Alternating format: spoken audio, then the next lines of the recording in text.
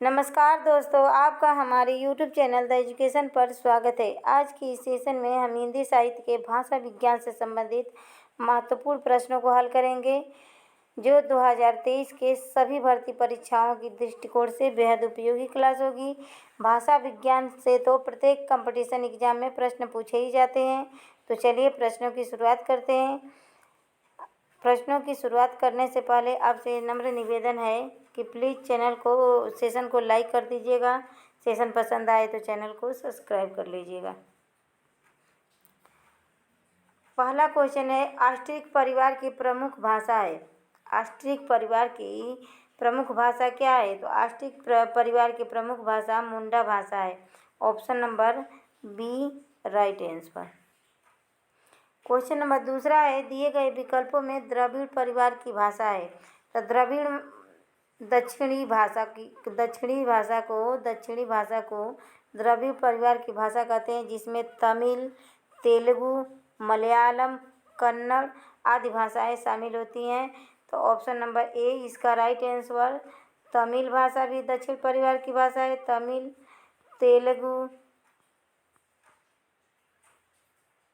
तेलुगु मलयालम आदि भाषाएं द्रविड़ परिवार की है। जबकि बिहारी भाषा की बोलियां हैं बंगला, उड़िया और असमिया। बिहारी का बंगला, उड़ा, असमिया में यह बिहारी हिंदी से संबंधित है। तो ऑप्शन नंबर ए इसका राइट आंसर। क्वेश्चन नंबर तीसरा है, कौन सी प्राचीन भाषा नहीं है? नहीं पूछा है। अपभ्रंश नहीं है, कि पंजाबी नहीं है, कि प्राकृत नहीं है, कि संस्कृत नहीं है। अब भाषाओं का क्रम है, पहले संस्कृत था, वह भी वैदिक संस्कृत था। उसके बाद से लौकिक संस्कृत हुआ, उसके बाद से लौकिक संस्कृत हुआ, लौकिक संस्कृत हुआ।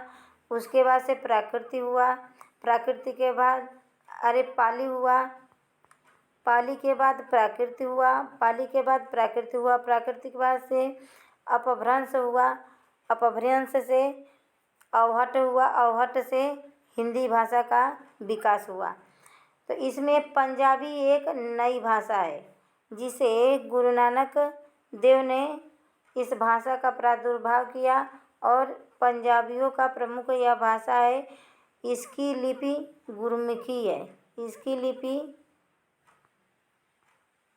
गुरुमुखी है। यह गुरुमुखी लिपि में लिखी जाती है पंजाबी भाषा। Option number B right answer. Question number 4 है, निम्नलिखित में से प्राचीन भारतीय आर्य भाषा कौन सी है? प्राकृत है, पाली है, अपभ्रंश है, कि वैदिक संस्कृत है? निम्नलिखित में से प्राचीन भारतीय आर्य भाषा पूछा है। फटाफट आंसर कीजिए, प्राचीन भारतीय आर्य भाषा कौन सा है? क्वेश्चन नंबर 4 का option number D right answer. प्राचीन भारतीय आर्य भाषा वैदिक संस्कृत है। उसके बाद से लौकिक संस्कृत हुआ,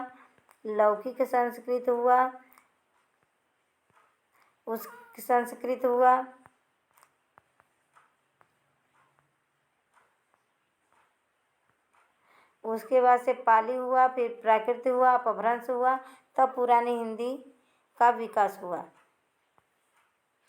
क्वेश्चन नंबर 5 है, हिंदी की उत्पत्ति किस अपभ्रंश से माना जाता है? सौरसेनी अपभ्रंश से, मागधी अपभ्रंश से, खस अपभ्रंश से, ब्राह्मण अपभ्रंश से? तो हिंदी की उत्पत्ति सौरसेनी अपभ्रंश से हुआ, जबकि मागधी अपभ्रंश से बिहारी भाषा का उद्भव हुआ और ब्राह्मण दक्षिणी भाषा है, खस अपभ्रंश से हुआ। क्वेश्चन नंबर 6 है, हिंदी का मानक रूप किस भाषा से विकसित हुआ? खड़ी बोली से, कि अवधी से, ब्रज से, कि मालवी से? तो हिंदी का मानक रूप खड़ी भाषा से विकसित हुआ। Option number A right answer. Question number 7 है, रागड़ी बोली कहाँ बोली जाती है? उत्तर प्रदेश में, कि केरल में, कि हरियाणा में, मध्य प्रदेश में, कि हरियाणा में? रागड़ी बोली कहाँ बोली जाती है? फटाफट आंसर कीजिए क्वेश्चन नंबर 7 का option number D right answer. Haryanvi को रागड़ी बोली भी कहा जाता है। हरियाणवी बोली को रागड़ी बोली भी कहा जाता है। तो क्वेश्चन नंबर 7 का डी ऑप्शन राइट आंसर है।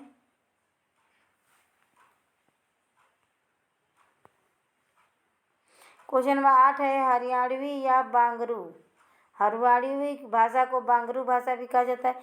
बोली किस अपभ्रंश से विकसित हुई है? पश्चिमोत्तरी सौरसेनी अपभ्रंश से, अर्धमागधी अपभ्रंश से, नागर अपभ्रंश से, मागधी अपभ्रंश से। फटाफट आंसर कीजिए। क्वेश्चन नंबर 8 का option number A right answer. पश्चिमोत्तरी सौरसेनी अपभ्रंश से हरियाणवी या बांगरू का प्रादुर्भाव हुआ है। Option number A right answer. Question number 9 है औचड़। औचड़ को खड़ी बोली में क्या कहा जाता है? जोरदार, कमजोर, बहुत सस्ता, बहुत धीमा। औचड़ को खड़ी बोली में क्या कहा जाता है? औचड़ क्या है? अपभ्रंश भाषा का शब्द है और ग्रामीण भाषा का शब्द है औचड़।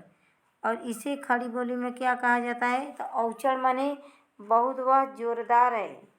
जोरदार मतलब मजबूत है, बहुत ताकतवर है, उसे औचड़ कहा जाता है। क्वेश्चन नंबर 10 है औते रहेंगे। औते रहेंगे को खड़ी बोली में क्या कहते हैं? तो जब किसी रिश्तेदार की विदाई होती है और उसके आंखों में आंसू आ जाता है तो वह बोलते हैं घर वाले आते रहिएगा, या बेटी की विदाई होती है मायके से तो वह उसका रोना देख के आदमी कहता है आते ही रहना, हमेशा आते जाते रहना, क्यों दुखी हो रही हो? तो औते रहिएंगे मतलब हम आते ही रहेंगे, आते ही रहेंगे, इसका शाब्दिक अर्थ है। Option number B right answer. Question number 11 है ईर्खा को खड़ी बोली में क्या कहते हैं? देखो, देखना, ये देखो या ईर्ष्या। तो ईर्खा तद्भव शब्द है। ईर्खा तद्भव शब्द है, जबकि ईर्ष्या इसका तत्सम शब्द है। तो ईर्खा को खड़ी बोली में ईर्ष्या कहते हैं। ईर्ष्या, द्वेष, किसी से जलन, इसे जलन भी कहते हैं, इसका समानार्थी शब्द है। जलन कहते हैं, ईर्ष्या कहते हैं, द्वेष कहते हैं, इसे द्वेष कहते हैं।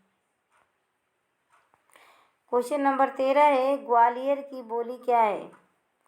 तो ग्वालियर की बोली क्या होगी? बुंदेली होगी, खड़ी ब्रजभाषा, खड़ी बोली या कनौजी?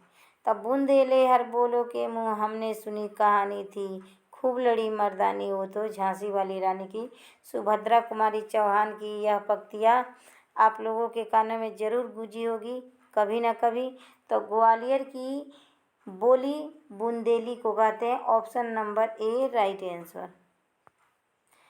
क्वेश्चन नंबर 14 है झांसी, जालौन, हमीरपुर और ग्वालियर में कौन सी बोली बोली जाती है? तो बुंदेली बोली जाती है। Option number A right answer. Question number 15 है रामपुर, मुरादाबाद, बिजनौर, मेरठ, देहरादून के मैदानी भाग और सहारनपुर की बोली है गढ़वाली है, छत्तीसगढ़ी है, खड़ी बोली है या बांगरू है? फटाफट आंसर कीजिए।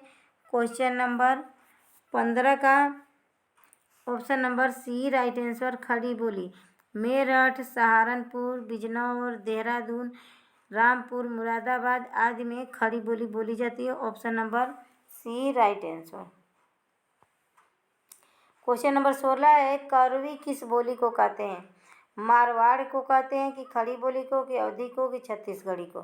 फटाफट आंसर कीजिए। क्वेश्चन नंबर 16 का option number B right answer, Khari Boli को कौरवी के नाम से भी जाना जाता है। रामचरितमानस की भाषा क्या है? अवधी है, ब्रज है, खड़ी बोली है या भोजपुरी है?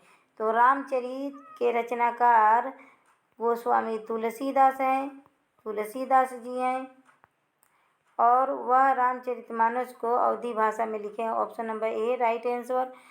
इसमें 7 कांड है, कांड या अध्याय, कांडों को अध्याय कहा जाता है, और यह 2 वर्ष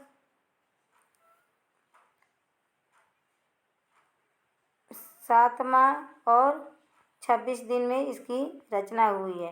तो 27 याद कर लीजिए। 26 के बाद 27 पड़ता है तो लेकिन उसको उल्टा कर लीजिए। 2 वर्ष 7वां और 26 दिन में रामायण की रचना हुई है और गोस्वामी तुलसीदास ने इसका रचना किया है। इसमें 7 कांड है और यह अवधी भाषा में रामचरितमानस लिखा गया है। क्वेश्चन नंबर 18 है, मलिक मोहम्मद जायसी किस भाषा का सरल और साधारण रूप अपनाया था? अवधी भाषा का, अरबी फारसी भाषा का, ब्रज भाषा का या मागधी भाषा का? तो मलिक मोहम्मद जायसी ने एक ग्रंथ लिखा जिसका नाम है पद्मावत। पद्मावत नामक महाकाव्य की रचना उन्होंने अवधी भाषा में किया और तुलसीदास ने रामचरितमानस की भाषा को भी अवधी भाषा में लिखा, लेकिन तुलसीदास ने परिनिष्ठित अवधि को अपनाया, जबकि मलिक मोहम्मद जायसी ने ग्रामीण सरल और साधारण अवधि को अपने ग्रंथ पद्मावत में अपनाया। अवधी भाषा के भी 2 रूप थे, एक तो परिनिष्ठित था, शुद्ध था, हिंदी भाषा के अंतर्गत आता था, लेकिन एक था ग्रामीण रूप जो गांव में लोग बोलचाल की भाषा में अपनाते थे या बोलते थे। तो मलिक मोहम्मद जायसी ने साधारण और सरल रूप अपनाया अवधि का, जबकि तुलसीदास ने परिनिष्ठित अवधि को अपने काव्य का विषय बनाया। क्वेश्चन नंबर 20 है, ताले के पानी पर ताले गए, ताले के पानी पर ताले गए, पुरैन गई कुम्हिलाई हो, गंगा जमुन बिच रेती परत हैं, कैसे के रचहु बिहारे। उक्त गीत किस बोली का है? अवधी बोली का है, ब्रज बोली का है, भोजपुरी बोली का है या कन्नौजी बोली का है? फटाफट आंसर कीजिए। शादी विवाह में ऐसे गीत गाए जाते हैं, अभी ग्रामीण परिवार में या देहातों में ऐसे गीत गाए जाते हैं। तो यह अवधी भाषा का गीत है। ऐसे गया था, ताले के पानी पर ताले गई बेटी, पुरैन गई कुम्हिलाई हो, गंगा जमुन बीच रेती पर तू है, कैसे के रचऊ बियाह रे। ऐसे यह गाना गाया जाता है, अब भी गाया जाता है गांव में। क्वेश्चन नंबर 21 है, पंवारी इनमें से किस बोली से संबंधित है? ब्रज भाषा से, खड़ी बोली से, बुंदेली से या अवधी से? फटाफट आंसर कीजिए क्वेश्चन नंबर 21 का option number C right answer. Bundeli भाषा के अंतर्गत पंवारी बोली आती है। क्वेश्चन नंबर 22 है, निम्न में से कौन सी बोली उत्तर प्रदेश की है? ये उत्तर प्रदेश की नहीं है, नहीं पूछा है। मेवाती नहीं है कि कन्नौजी नहीं है, भोजपुरी नहीं है कि ब्रज नहीं है? फटाफट आंसर कीजिए क्वेश्चन नंबर 22 का option number A right answer. Mewati नहीं है। मेवाती राजस्थानी भाषा का बोली है मेवाती। तो यह उत्तर प्रदेश की बोली नहीं है, जबकि कन्नौजी, भोजपुरी और ब्रज उत्तर प्रदेश में बोली जाने वाली बोलियां हैं। क्वेश्चन नंबर 23 है, हाड़ौती बोली है पश्चिमी राजस्थान की, पूर्वी राजस्थान की, दक्षिणी राजस्थान की कि उत्तरी राजस्थान की? फटाफट आंसर कीजिए। हाड़ौती बोली किससे संबंधित है? तो पूर्वी राजस्थान से हाड़ौती बोली संबंधित है। Option number B right answer. और इसे जयपुरी और ढूढ़ाड़ी कहा जाता है। इसे जयपुरी और ढूढ़ाड़ी भी कहा जाता है। इसे जयपुरी और ढूढ़ाड़ी भी कहा जाता है। Option number B right answer. Question number 24 है, जयपुरी का स्थानीय नाम क्या है? दासाड़ी है, बागड़ी है, ढूढ़ाड़ी है कि कुमारजल है? तो ढूढ़ाड़ी है। अभी जयपुरी को कहे थे कि इसे ढूढ़ाड़ी जयपुरी भी कहा जाता है। क्वेश्चन नंबर 25 है, वाराणसी, गोरखपुर, आरा के मध्य कौन सी बोली बोली जाती है? अवधी, भोजपुरी, कौरवी या मैथिली? फटाफट आंसर कीजिए क्वेश्चन नंबर 25 का option number B right answer. Varanasi, Gorakhpur, Ara के मध्य भोजपुरी बोली बोली जाती है और आरा बिहार में पड़ता है। क्वेश्चन नंबर 26 है, किस क्षेत्र की बोली को काशिका कहते हैं? भीलवाड़ा को कि दिल्ली को, वाराणसी को कि सूरत की? तो काशिका, वाराणसी का एक नाम काशिका भी है, तो यह वाराणसी के क्षेत्र की बोली को काशिका बोली भी कहते हैं। क्वेश्चन नंबर 27 है, मैथिली बोली के लोकप्रिय कवि कौन है? देसिल बैना सबजन मीठा ते तैसन जपहु अवहट्टा। अवहट्ट भाषा के भी प्रसिद्ध कवि थे वो, हमने हिंट दे दिया है।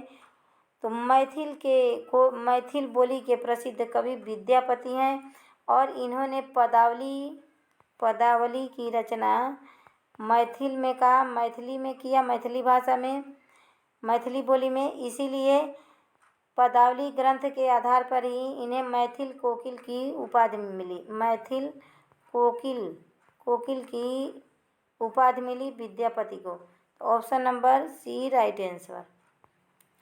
क्वेश्चन नंबर 28 है, अंगिका किस राज्य की बोली है? बंगाल की है, छत्तीसगढ़ की है, मध्य प्रदेश की है कि बिहार की है? फटाफट आंसर कीजिए क्वेश्चन नंबर 28 का option number D right answer. Angadesh कहाँ रहता था? अंगदेश बिहार में ही पड़ता था, तो अंगिका बोली भी बिहार से संबंधित है। क्वेश्चन नंबर 29 है, ऊ हमारा के खिलही ना देत रहे। ऊ हमरा के खिलही ना देत रहे कहाँ की बोली है? राजस्थान की बोली है, ब्रजभाषा की बोली है कि भोजपुरी की है कि ग्रामीण खड़ी बोली है? ऊ हमरा के खिलही ना देत रहे, ई भोजपुरी बोली के शब्द है। ऊ हमरा के खिलही ना देत रहे भोजपुरी बोली के शब्द है। तो ए क्वेश्चन के आंसर का बा भैया लोगन? तो सी बा, option number C right answer. Question 32 है, बिहार की राजधानी पटना किस बिहारी बोली क्षेत्र में स्थित है? मैथिली, भोजपुरी, मगही या अंगिका? फटाफट आंसर कीजिए, किस बोली के क्षेत्र में स्थित है? क्वेश्चन नंबर 30 का option number C right answer, Magahi बोली के क्षेत्र में बिहार की राजधानी पटना है। क्वेश्चन नंबर 31, संविधान के किस अनुच्छेद में हिंदी को राजभाषा तथा इसकी लिपि को देवनागरी स्वीकार किया गया है? अनुच्छेद 124 में या अनुच्छेद 143 में या अनुच्छेद 343 में या 351 में? फटाफट आंसर कीजिए क्वेश्चन नंबर 31 का option number C right answer. अनुच्छेद 343 में कहा गया है कि हिंदी को राजभाषा की दर्जा मिली और इसकी लिपि क्या होगी? देवनागरी होगी। क्वेश्चन नंबर 32 है, लिपि की आवश्यकता होती है भाषा बोलने में, भाषा लिखने में या भाषा संकेत में या तीनों में? भाषा को लिखने में लिपि की ज़रूरत होती है, बोलना तो मौखिक भाषा में ही हम बोलते हैं। क्वेश्चन नंबर 33 है, किस भाषा की लिपि को ब्राह्मी के दक्षिणी रूप से विकसित माना जाता है? कन्नड़ को, तमिल को, तेलुगु को, मलयालम को? तो यह चारों भाषाएं ब्राह्मी के दक्षिणी रूप से विकसित हुई है, इसमें कोई सा भी सही नहीं है। यह सारे ऑप्शन सही है। यह चारों दक्षिण भाषा की बोलियां हैं, कन्नड़, तमिल, तेलुगु, मलयालम। क्वेश्चन नंबर 34 है, हिंदी किस लिपि में लिखी जाती है? ब्राह्मी लिपि में, देवनागरी, खरोष्टी या गुरमुखी? तो हिंदी देवनागरी लिपि में लिखी जाती है, option number B right answer. Question number 35 है, देवनागरी लिपि का सर्वप्रथम प्रयोग किस राज्य में माना जाता है? महाराष्ट्र में, उत्तर प्रदेश में, राजस्थान में, गुजरात में? तो धारसेन राजा गुजरात के राजा थे धारसेन, उन्हीं के शिलालेख में देवनागरी लिपि का सर्वप्रथम प्रयोग हुआ, option number D right answer. Option number D right answer. Question number 36 है, देवनागरी लिपि मूलतः क्या है? वर्णात्मक है, अक्षरात्मक है, चित्रात्मक है, प्रतीकात्मक है? तो देवनागरी लिपि एक अक्षरात्मक लिपि है, क्योंकि इसमें देखिए क है, क के साथ प्लस करो तब अ जुड़ेगा, तब यह पूरा क बनेगा। तो दो शब्दों, दो वर्णों के मेल से क्या बनता है? एक अक्षर का निर्माण होता है। तो एक आधा क वर्ण और एक अ वर्ण, दो मिले हैं तब पूरे क का निर्माण हुआ है, इसीलिए यह अक्षरात्मक है। जबकि वर्णनात्मक अंग्रेजी भाषा की बोली को कहा जाता है, क्योंकि अंग्रेजी भाषा की लिपि, इसमें एक ही लिपि स्वर में भी प्रयोग होता है और व्यंजन के रूप में भी एक ही वर्ण प्रयोग होता है, इसीलिए उसमें स्वर और व्यंजन अलग अलग नहीं, इसीलिए वह वर्ण है, वर्णात्मक है, अक्षर नहीं है। इसमें तो व्यंजन और स्वर मिलके व्यंजन का निर्माण करते हैं या अक्षर का निर्माण करते हैं, लेकिन यह वर्ण ही है, इसमें स्वर नहीं है। एक वर्ण से ही स्वरों का भी निर्माण होता है और व्यंजनों का भी निर्माण होता है, इसीलिए अंग्रेजी भाषा वर्णनात्मक है और देवनागरी लिपि अक्षरात्मक है। तो रोमन लिपि, अंग्रेजी भाषा की लिपि क्या है? रोमन है। तो रोमन लिपि अक्षरात्मक है। क्वेश्चन नंबर 37 है, प्राचीन देवनागरी लिपि का विकास किससे हुआ था? कुटिल लिपि से, सेमेलिटी लिपि से, गुरमुखी लिपि से कि नेपाली लिपि से? फटाफट आंसर कीजिए। क्वेश्चन नंबर 37 का option number A right answer. प्राचीन देवनागरी लिपि का विकास कुटिल लिपि से हुआ है। क्वेश्चन नंबर 38 है, किस विद्वान ने देवनागरी लिपि के स्थान पर रोमन लिपि स्वीकार करने का सुझाव दिया? का महात्मा गांधी ने, काका कालेलकर ने, सुनीत कुमार चटर्जी ने कि विनोबा भावे ने? तो option number C right answer. Sunit Kumar Chatterji ने देवनागरी लिपि के स्थान पर रोमन लिपि लिखने का सुझाव दिया था, पर ऐसा हुआ नहीं। क्वेश्चन नंबर 39 है, उत्तर प्रदेश सरकार द्वारा वर्ष 1947 में गठित देवनागरी लिपि सुधार समिति के अध्यक्ष कौन थे? डॉक्टर धीरेन्द्र वर्मा थे, संपूर्णानंद थे कि आचार्य नरेंद्र देव थे कि इनमें से कोई नहीं? फटाफट आंसर कीजिए। क्वेश्चन नंबर 39 का option number C right answer. Acharya Narendra Dev अध्यक्ष थे। 1947 में गठित जो देवनागरी लिपि सुधार समिति के अध्यक्ष आचार्य नरेंद्र देव को बनाया गया। क्वेश्चन नंबर 40 है, देवनागरी लिपि का सर्वप्रथम प्रयोग कहाँ हुआ?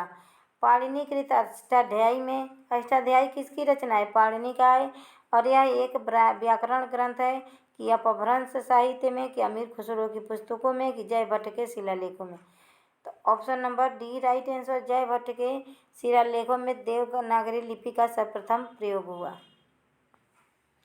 क्वेश्चन नंबर 41 है, रिक्त स्थानों की पूर्ति करें। विभाषा में मिल सकती है क्षेत्रीय रचनाएं, साहित्यिक रचनाएं, आंचलिक रचनाएं या सामाजिक रचनाएं?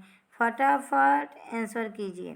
क्वेश्चन नंबर 41 का option number B right answer. विभाषा में साहित्यिक रचनाएं मिल सकती है। क्वेश्चन नंबर 42 है, आंगिक भाषा के अंतर्गत आती है अशाब्दिक भाषा, शाब्दिक भाषा, अशाब्दिक भाषा या शाब्दिक भाषा या अशाब्दिक भाषा? तो अशताब्दिक नहीं होता है या अशताब्दिक नहीं होता है, अशताब्दिक होता है। Option number D right answer. Question number 43 है, विश्व में बोली जाने वाली विभिन्न भाषाओं में हिंदी भाषा को बोलने वालों में को कौन सा स्थान मिला है? तीसरा स्थान मिला है हिंदी भाषा को बोलने वाले में पूरे विश्व में, कि चौथा स्थान मिला है, कि 6वां स्थान मिला है, कि 5वां स्थान मिला है? क्वेश्चन नंबर 43 का option number A right answer. पूरे विश्व में हिंदी भाषा को बोलने में हिंदी भाषा का स्थान तीसरा है। तीसरे नंबर पे लोगों द्वारा बोली जाती है हिंदी भाषा। क्वेश्चन नंबर 44 है, भाषा के 3 रूप होते हैं, दृश्य भाषा, लिखित भाषा या सांकेतिक भाषा। तो दृश्य भाषा तो होता नहीं है, मौखिक भाषा, लिखित भाषा, मूक भाषा। मूक भाषा भी नहीं होता है। मौखिक भाषा, लिखित भाषा, सांकेतिक भाषा के 3 ही रूप होते हैं। एक तो हम मौखिक बोलते हैं, दूसरा लिख के प्रदर्शित करते हैं, तीसरा संकेतों के माध्यम से प्रदर्शित करते हैं भाषा को। क्वेश्चन नंबर 45 है, मुस्लिम शासकों के समय में भारत में न्यायालयों की भाषा कौन सी थी? उर्दू थी, संस्कृत थी, हिंदी थी या अरबी फारसी थी? जब मुस्लिम शासक भारत में राज्य करते थे तब उस समय न्यायालयों की भाषा अरबी फारसी थी। Option number D right answer. Question number 46 है, विभाषा एक प्रांत या में प्रचलित है। तो एक प्रांत या उपप्रांत में विभाषा प्रचलित है। Option number B right answer. Question number 47 है, सही विकल्प चुनिए। भाषा अस्थायी होती है, लिखित, हिंदी, मौखिक या सांकेतिक? फटाफट आंसर कीजिए क्वेश्चन नंबर 47 का। Option number C right answer. मौखिक भाषा अस्थायी होती है क्योंकि बोल दो कुछ भी, उसका कोई प्रूफ नहीं रहता है, जबकि लिखित भाषा अस्थायी भाषा होती है। लिखित भाषा अस्थायी भाषा होती है जो प्रूफ के साथ उसे हम प्रदर्शित कर सकते हैं। क्वेश्चन नंबर 48 है, विभाषा किसे कहते हैं? खड़ी बोली को, हिंदी क्षेत्र की प्रमुख बोलियों को, हिंदी क्षेत्र की शेष बोलियों को या एक छोटे से क्षेत्र में बोली जाने वाली बोलियों को विभाषा कहते हैं। फटाफट आंसर कीजिए क्वेश्चन नंबर 48 का। Option number B right answer. Hindi क्षेत्र की प्रमुख बोलियों को विभाषा कहते हैं। क्वेश्चन नंबर 49 है, भाषा है अर्जित संपत्ति है, उत्तराधिकार में प्राप्त संपत्ति है, ईश्वर प्रदत्त संपत्ति है, सहज योग्यता?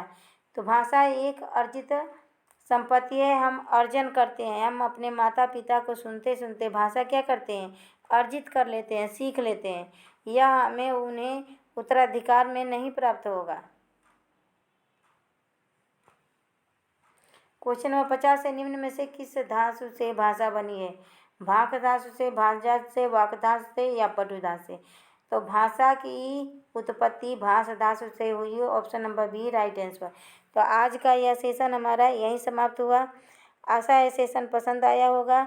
अगर यह क्वेश्चन आपके परीक्षा के उपयोगी लगे तो प्लीज़ चैनल को सब्सक्राइब कर लीजिएगा, लाइक कर दीजिएगा और अपने दोस्तों में शेयर कर दीजिएगा। बेल आइकन को भी प्रेस कर दीजिएगा जिससे रोज़ के क्लास का नोटिफिकेशन आप तक पहुंच सके। आप लोगों से यही एक रिक्वेस्ट है कि प्लीज़ चैनल को सब्सक्राइब कीजिएगा, हमें मोटिवेशन मिलेगा। तो नमस्कार दोस्तों, धन्यवाद।